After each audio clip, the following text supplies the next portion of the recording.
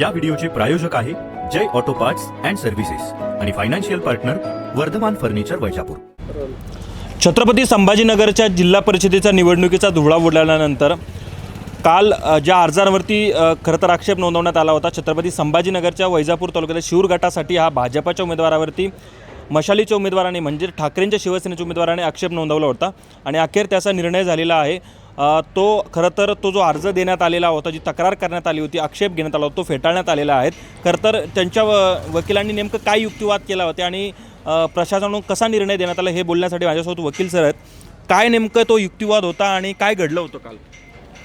सदर आमचे पक्षकार संजय निकम हे जिल्हा परिषद उमेदवारीसाठी उभे राहिलेले असून समोरचे असलेले जे शिक्षक आहेत तर त्यांनी पैठण पगारे सर तर यांनीच भरलेला जो फॉर्म आहे हा एक लाभार्थी पदाचा फॉर्म असल्याकारणानं त्यांचं खाजगी शालेय शिक्षण संस्थेत 100% अनुदानित असलेल्या संस्थेत ते कार्यरत आहे।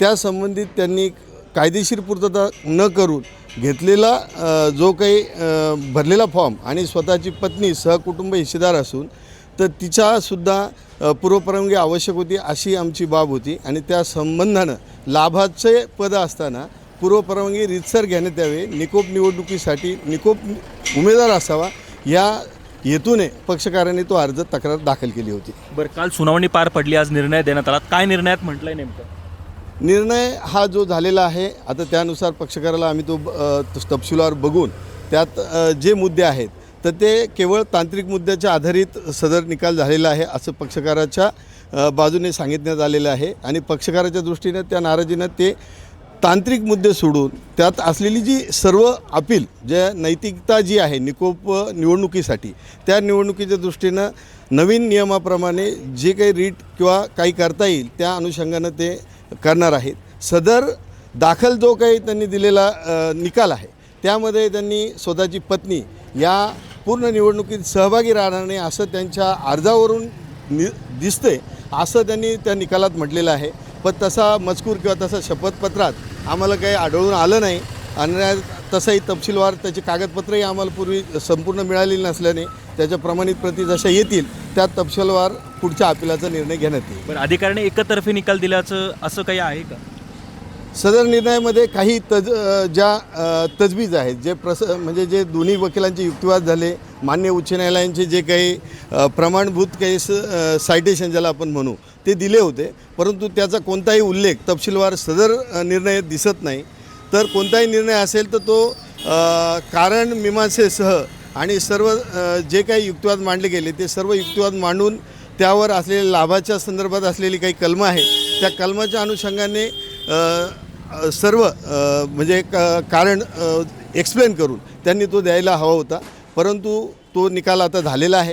कायदेशीर निकाल आता तो स्वीकारून त्याचा असलेला अभ्यास करून तपशीलवार कायदेशीर ज्या त्रुटी आहेत त्या अनुषंगाने पक्षकार आता योग्य तो निर्णय घेतील। बरं, अजून एक प्रश्न, त्याच उमेदवाराने 2002ला निवडणूक लढवली होती, 2003ला त्यांचा विजय झाला होता, त्यावेळेस त्यांनी राजीनामा देणं बंधनकारक होतं, असं हे सगळं घडलं नाही का यामध्ये?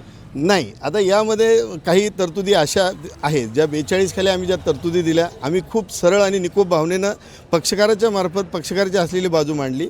त्यामध्ये जेव्हा निवडून येण्याची प्रक्रिया होते त्यानंतर या खाजगी जी संस्थान शैक्षणिक संस्थान अधिनियम 1961-42च्या कलमानुसार असं आहे की त्याच्यात सर्व तरतूद दिलेल्या आहेत की त्या काळाची बिनपगारी रजा किंवा ती घेण्यात येते आणि त्याप्रमाणे ते कारवाई केली जाते। आता मागच्या याच्यात गतिविधीत त्यांनी काय केलं हा आमच्या अर्जाचा तपशील नसल्यामुळे त्यावर मी जास्त बोलू शकत नाही। बरं, ते पत्नीबाबत आहे, त्यांची पत्नी जिल्हा परिषदेची खरं तर शाळेत शिक्षिका आहे, त्यांच्याबद्दल काय लिहिलं आहे त्या अर्जामध्ये नेमकं?